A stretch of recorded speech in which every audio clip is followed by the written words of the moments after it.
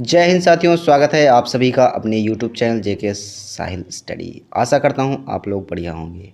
तो फटाफट से जिन्होंने अभी तक लाइक नहीं किया, फटाफट से इस सेशन को लाइक कर दीजिए और चैनल को सब्सक्राइब कर लीजिए, क्योंकि इसी प्रकार की वीडियो आपको लगातार मिलते रहेंगे। तो आज बहुत ही महत्वपूर्ण लेक्चर होने वाला है। सभी अनुसूचियाँ देखेंगे, भारत की प्रमुख अनुसूचियाँ, कितनी अनुसूचियाँ हैं उन सभी को हम देखेंगे और उससे क्या संबंधित है उन सभी को भी हम देखने वाले हैं। तो फटाफट से कर दीजिए वीडियो को लाइक। चलिए शुरू करते हैं। पहली अनुसूची दोस्तों, पहली अनुसूची है, इसमें कहा गया है कि 28 राज्य और केंद्र शासित प्रदेश कितने होंगे, 8 केंद्र शासित प्रदेशों का उल्लेख किया गया है। पहली अनुसूची में क्या है दोस्तों, 28 राज्यों का उल्लेख और 8 केंद्र शासित प्रदेशों का उल्लेख किया गया है। ठीक है, चलिए फटाफट से लाइक कर दीजिए दोस्तों। अगला है दूसरी अनुसूची। दूसरी अनुसूची में कहा गया है वेतन और भत्ते और पेंशन, इसका उल्लेख किया गया है। दूसरी अनुसूची में उल्लेख किसका किया गया है, वेतन, भत्ते और पेंशन, इन सभी का उल्लेख अनुसूची 2 में किया गया है। तीसरी अनुसूची में क्या है दोस्तों, शपथ संबंधी उल्लेख, शपथ संबंधी उल्लेख। तीसरी अनुसूची शपथ संबंधी उल्लेख इसमें रखे गए हैं। चलिए अगली अनुसूची देखते हैं। चौथी अनुसूची दोस्तों, राज्यसभा का उल्लेख। चौथी अनुसूची में क्या किया गया दोस्तों, राज्यसभा का उल्लेख इसमें रखा गया है। आपको याद रखना है, चौथी अनुसूची राज्यसभा का उल्लेख। चलिए फटाफट से नेक्स्ट। पांचवी अनुसूची। पांचवी अनुसूची में क्या कहा गया दोस्तों, अनुसूचित जाति और जनजाति क्षेत्रों के प्रशासन का उल्लेख।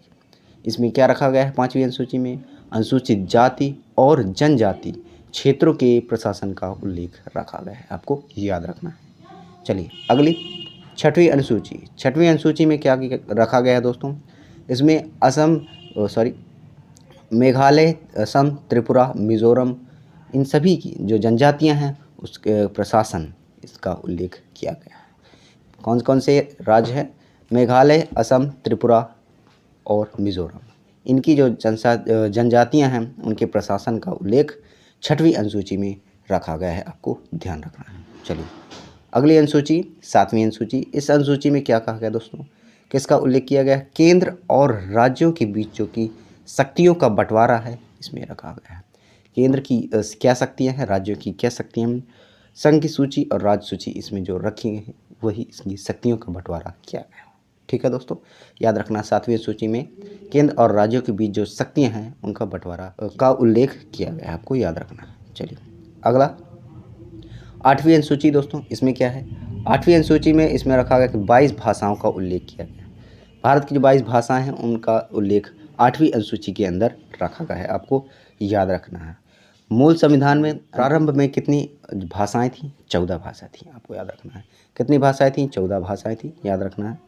और इसमें जो 8 भाषाएं जोड़ी गई हैं, कौन कौन सी जोड़ी गई हैं, सिंधी, जो कि 21वें संविधान संशोधन में जोड़ी गई हैं। आपको याद रखना है, 21वें संविधान संशोधन से एक सिंधी भाषा जोड़ी गई। फिर 71वें संविधान संशोधन है नेपाल, मणिपुर, कोंकणी, इन 3 भाषाओं को जोड़ा गया।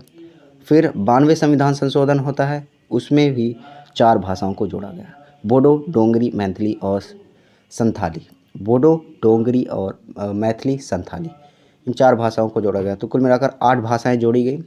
8 भाषाओं से जोड़कर अब वर्तमान में कुल मिलाकर कितनी भाषाएं हैं, पहले तो 14 थी, कितनी थी, 14, और फिर कर दी 8 और जोड़ दी गई, कुल मिलाकर 22 भाषाएं वर्तमान में हैं। आपको ध्यान रखना है।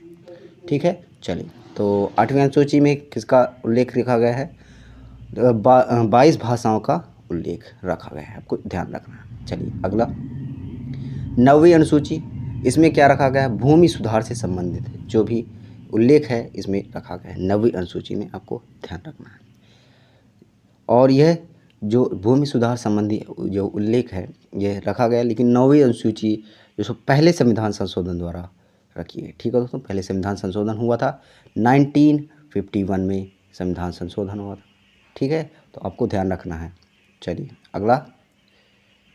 अगला है 10वीं अनुसूची। इसमें दल बदल संबंधी जो कि प्रावधान हैं उसमें रखे गए हैं। आपको ध्यान रखना है।